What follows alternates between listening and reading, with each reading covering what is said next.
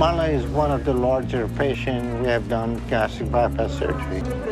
We estimate probably Marla is around 700 to 800 pounds. Patient this size, the heart and lung and everything in their body is working beyond the limit. My 600-pound life is no stranger to dramatic changes, but some transformations are so extreme, they leave fans doing a double take. These patients didn't just shed hundreds of pounds, they flipped their entire lives upside down. These are the shocking, unbelievable transformations that prove just how powerful determination and a little help from Dr. Now can be. You could argue that Marla was one of Dr. Now's most frustrating cases ever. Despite making some weight loss progress, Dr. Now eventually had to cut her off the program because she was just way too stubborn and hard to manage. Her unwillingness to follow through made things difficult. But let's rewind and see how it all began, because Marla's journey didn't start off any better than it ended. In fact, it was rocky from the jump. No life.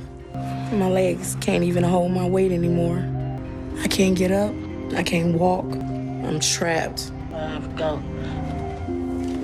My weight has condemned me to this bed. I can't do anything. I can't even bathe myself. Can you even begin to imagine the kind of embarrassment that comes with needing help from your own children just to survive? That's the nightmare Marla lived every day. With 3 daughters constantly tending to her, she felt like she was dragging them down. As if that wasn't enough, she was also battling a number of serious health issues: diabetes, gout, arthritis, and needed oxygen at night. It's almost like her body was slowly giving up on her. I love food. I'm a junk food junkie. When we go shopping for her, it's not what she need to be eating, what she should be eating. It's about what she want to eat. And if you ain't got what she wants, she mad. Go and cook me 2 boxes. You want one, baby? Yes. She better get ready to change fast, because Dr. Now isn't the kind of doctor who listens to excuses, especially not in his Houston clinic. But before Marla even got a chance to hear his signature no-nonsense talk, things took a dangerous turn. She had a life-threatening blood clot, and Dr. Now had to act fast by inserting a filter to prevent it from reaching her lungs. Before the weight loss journey could even begin, it was already a close call. We have to be very careful with Marla right now. Her body cannot take any further strain. Go ahead and turn the room light off. In her condition, it's very easy for life-threatening situation develop during the surgery. Thankfully, Dr. Now pulled her through the surgery and Marla made it out safe. With the immediate danger now out of the way, it was time to move on to the real challenge: managing her diet and increasing her activity. Dr. Now made it clear he wasn't taking chances anymore. He took charge of her meal plan and scheduled physical therapy right away. It was time for Marla to step up and fight for her life, or lose it. Alrighty, so we're gonna need physical therapy. Are you ready for us? No. Yes or no? Not yet. Not yet. Y'all can come back. They need to understand that it has to happen in my own time. If you want to see Dr. Now's blood boil, just refuse his treatment plan after he's worked so hard to give you a second chance. And that's exactly what Marla did. She basically bailed on everything. She was still in the hospital and already ignoring the plan. When Dr. Now heard what was happening, he wasn't having it. He didn't even try to hide his frustration. And the moment he confronted her, you could feel the heat rise in the room. He is coming back here to see you. You're going to get to the edge of your bed and they're going to help you to stand up. You got it? All right. I don't appreciate the doctor's attitude. He doesn't understand. I just can't do it. Marla's convinced herself that she cannot walk. But hey, if you think she just said no to therapy politely, you're wrong. The next time the nurses tried to get her up and walking, it turned into a scene straight out of a nightmare movie. She didn't just resist, she screamed and begged to get back into bed, like the pain was too much to even attempt standing. It was a scary, dramatic mess that showed just how mentally and physically broken she had become. The last time I saw my mom walk was a year ago. I'm really glad my mom is at least trying today. Right. What back got back in trouble now? 3. Push! Dr. Now, being the determined man he is, tried to hold back from walking away, but he made it clear if Marla wasn't willing to try, then there was no point continuing her treatment. Still, something told him this woman was on the verge of death, and he just couldn't give up entirely. So he gave in and performed the surgery anyway, hoping against hope that it would be the wake-up call she so desperately needed. In level 1 to 10, 10 is the highest. 12. What's your number? 12. Huh? 12. At this point, I'm very concerned about Marla. Recovering, but she still won't get up and walk. This is a life and death situation.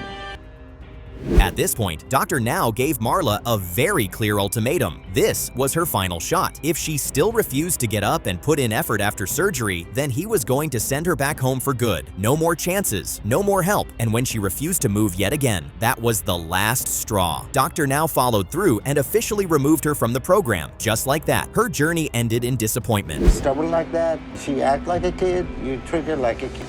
Don't bring her anything. She don't want it, get up, get it yourself. She want food, get up, get it yourself. This is a very bad behavior and you shouldn't reward it. This is Karina's story. She struggles deeply with her body image and says she can't bear to look at herself in the mirror. In her own words, no regular person should look the way she does. Karina is just 33 years old and already weighs over 600 pounds. Each morning she wakes up feels like a gift, but also a surprise because she lives in fear that one day she just won't wake up at all. The question now is, can Karina turn her life around? Let's find out where it all begins. Good morning. And because of my weight, I feel like my body's already giving up.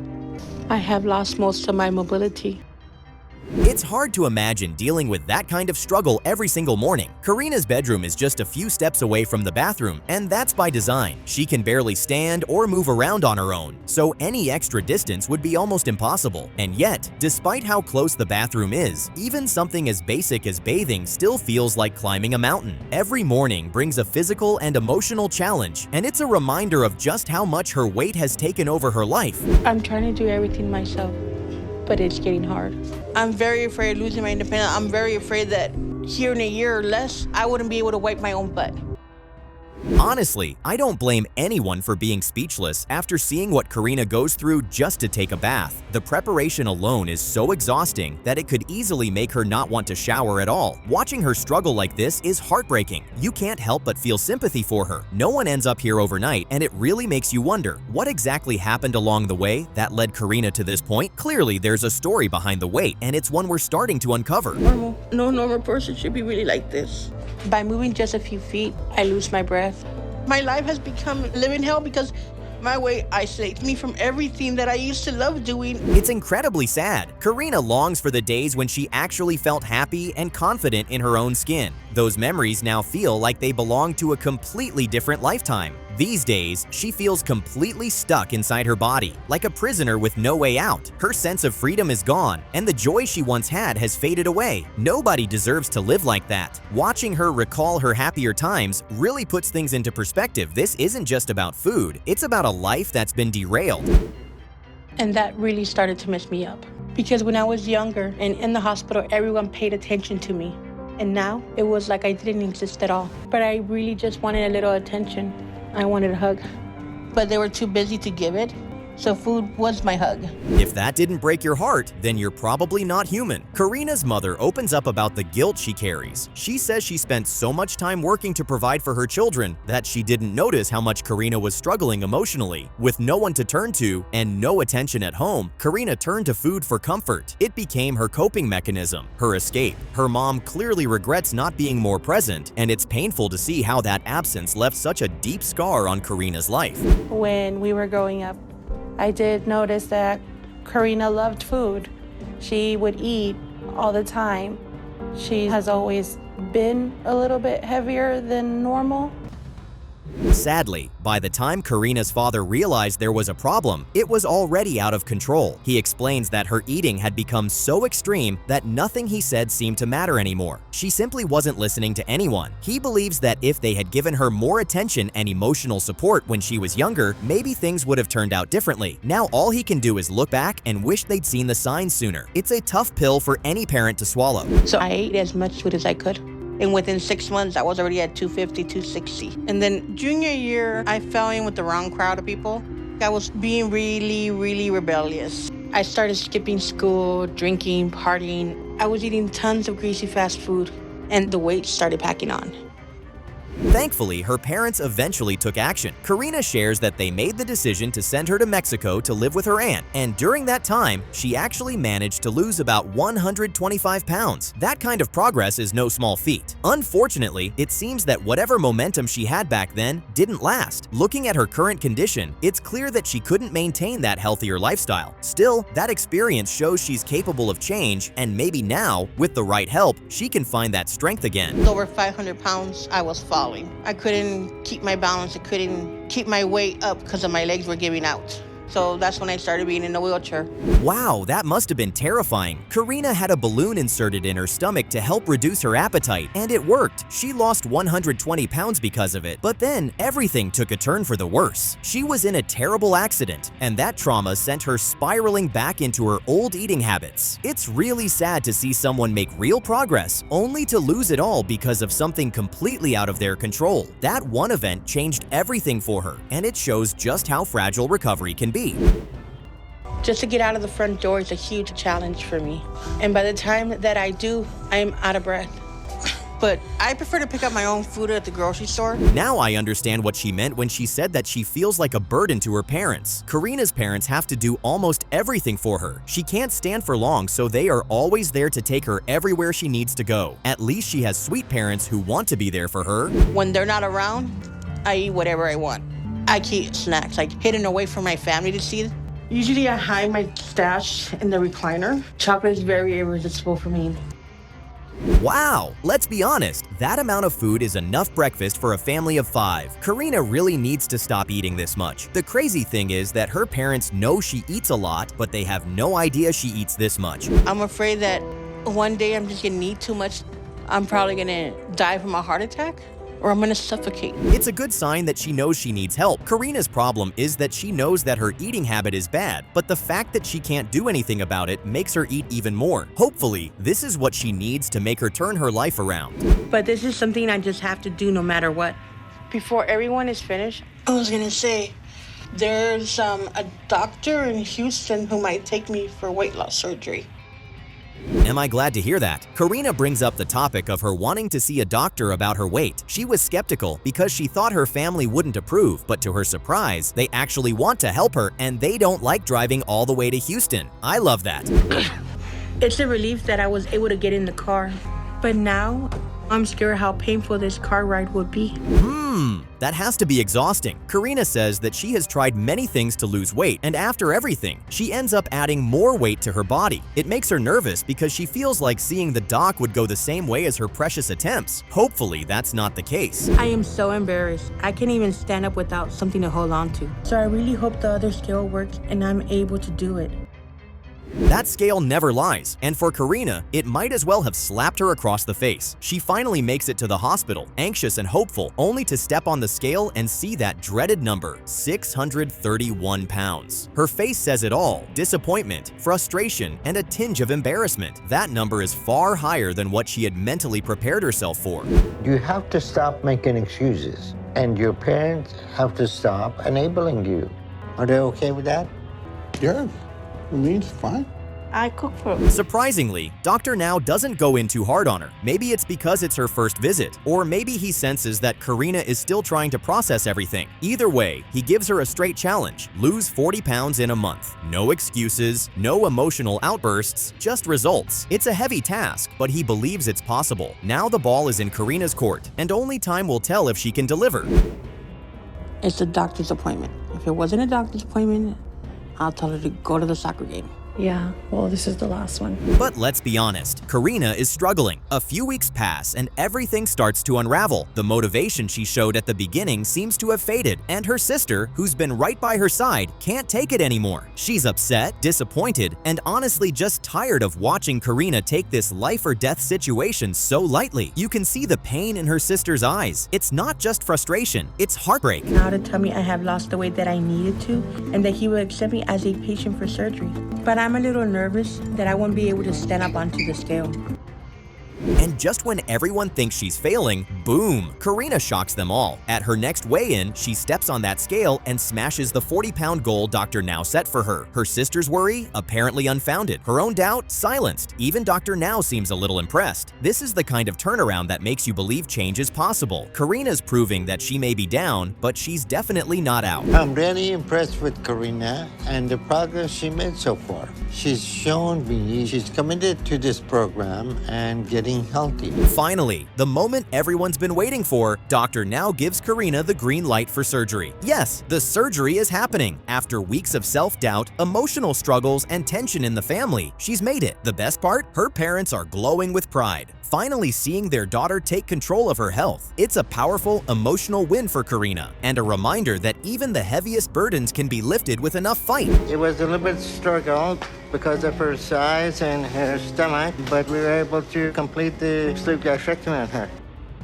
After the cameras stopped rolling, Nicole didn't just disappear quietly into the shadows, she came back swinging. She actually filed a lawsuit against the producers of My 600-Pound Life, accusing them of fraud. And if you've watched her episode all the way to the end, you'll see why she might have felt so betrayed. Nicole's story is nothing short of chaotic. When she couldn't even fit through her bathroom door and had to be hosed down like livestock on the porch, it was clear this wasn't just a weight issue anymore. This was a full-blown crisis. Dog in your backyard.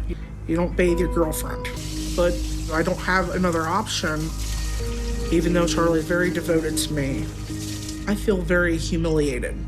I know Charlie says he doesn't mind, but it's not right that he has to do this for me. Now here comes Charlie, Nicole's boyfriend and caretaker, who says he'd jump through flaming hoops for her. Real poetic stuff, but when it comes to saying no to junk food, he suddenly gets shy. Nicole constantly demands sweets and snacks, and Charlie caves every time. It doesn't help that her parents, who are both recovering addicts, are living in the house too. But here's the twist. They only moved in under one very strange condition. They'd help take care of her and the kids. Talk about a household built on shaky foundations.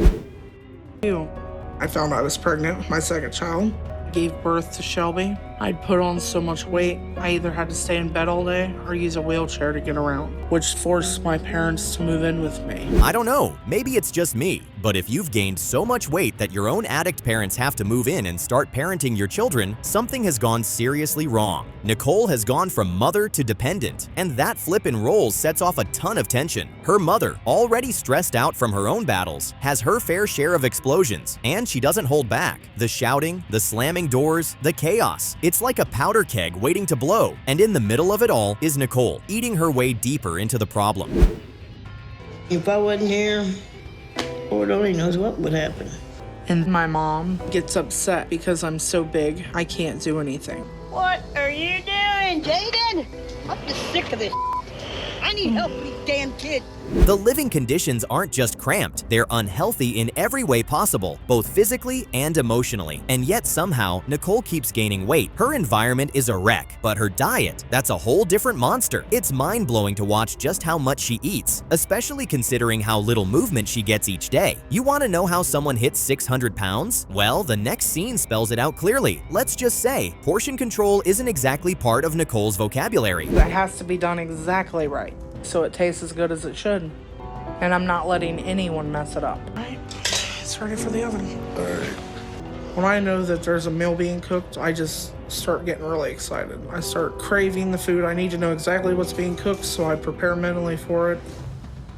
After watching the reality of her condition, Nicole finally decides that something has to change. And so, she takes that long, miserable journey to Houston to see Dr. Now. But make no mistake, it is not an easy trip. The car ride alone nearly breaks her mentally. She screams, cries, lashes out. It's like watching a caged animal losing it. Every second of that journey pushes her closer to the edge. And the irony of it all? She's the one who put herself in this situation. She's the one who let things go this far. But still, she makes it to Houston.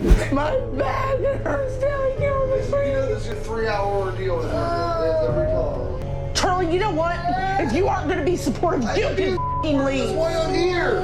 It's stupid wood in here. It's stupid. Why would they put wood on a floor in a hotel? And finally, we meet the man himself, Dr. Now cool-headed, stern, completely unimpressed. He lays it out with no sugarcoating whatsoever. He tells Nicole and her family the brutal truth about the damage she's doing to herself. He's seen this before, and he's not moved by excuses. Nicole's weight isn't just a number. It's a death sentence unless she changes fast. She nods, maybe even understands a little. But as always, the question isn't whether she hears. It's whether she'll actually listen and act. My boyfriend and my mom. Why are you doing that? If she wants it, she'll throw a fit if I don't get it for her. So, Nicole, let me get this straight. You don't want to eat the bad food, but you have to because you found it makes you. Dr. Now gives her a very clear and simple goal: lose 30 pounds in 1 month, and he'll consider her for surgery. That's it. No magic tricks, no cheat codes. Just follow the meal plan, cut the nonsense, and take responsibility. But that's a tall order for someone like Nicole. At her next weigh-in, the moment of truth arrives, and it's disappointing. All that talk, all that drama, and she loses just 6 pounds. 6 after a whole month. It's hard not to roll your eyes at this point. The problem again? I'm eating the best I can with the hotel. I found like some pre-cooked like grilled chicken and things like that I can microwave, but my family's eating fast food and it's such a struggle to fight cravings when everyone around you is eating things that you're used to. If you thought Dr. Now was tough before, buckle up, because now he's done playing games. He tells Nicole to stop blaming everyone else, especially her family. He doubles down on the goal: lose another 30 pounds. And right on cue, Nicole and Charlie break into yet another fight. It's loud, it's messy, it's downright disturbing. You can see how much toxic dysfunction they've built their relationship around. And once again, Nicole starts unraveling right before our eyes. Give it up what we had to give, you know what I mean? This ain't my fault. It's just a situation that happened that we got to get through together as a family. It doesn't help when I'm getting jumped every day over the situation. I nag, I don't jump. My mom nags me and says she wishes she was still in Ohio. Time keeps ticking. The stakes get higher, and when the next weigh-in finally comes, Nicole's progress is, again, underwhelming. She sheds a few pounds, but it's nowhere near what Dr. Now asked for. And just like always, she's full of excuses, blaming this, that, and the other. But excuses don't get you into surgery. At this point, Nicole's delusion is becoming just as dangerous as her diet. And Dr. Now, he's seen it all before.